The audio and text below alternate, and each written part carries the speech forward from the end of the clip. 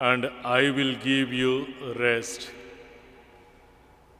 Dear brothers and sisters in Christ Jesus, as we are celebrating this wonderful feast of most Sacred Heart of Jesus, let us ask this question to ourselves: do we want to grow in faith? God requires us only one thing, none other than to have the virtue of humility. Humility means that we trust God like how the little children trust his parents. Humility means that we don't question the ways of God in our life, even if his ways are sometimes not we would want it to be. We simply bow in submission and follow his own will for our lives. But how would we know the will of God? It's a big question. How we know the will of God?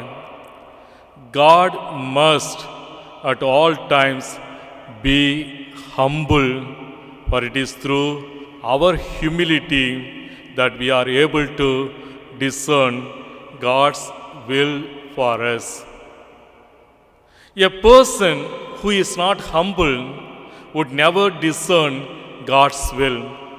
He will only know his own will for himself. So that is very important. If we are not humble, if we have no the virtue of humility, we can never discern God's will. Always we discern only our own will.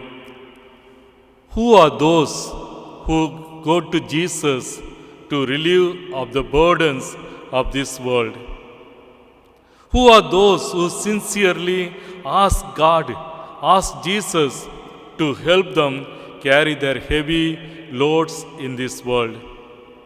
Who are those who find their rest in Jesus alone? They are all the people who are humble ones. They go to Jesus in humility, and doing so, they find rest.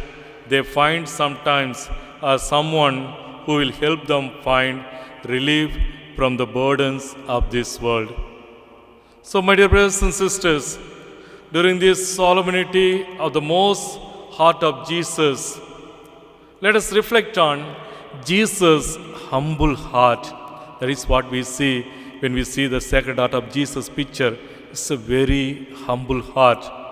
Let us pray the good Lord will also transform our hearts to become like the humble, Sacred Heart of Jesus. For humility is the only gateway to know Jesus deeply, and humility is the only means for Jesus to come into our life. So today, as we are celebrating this most Sacred Heart of Jesus, the feast, let us look into ourselves.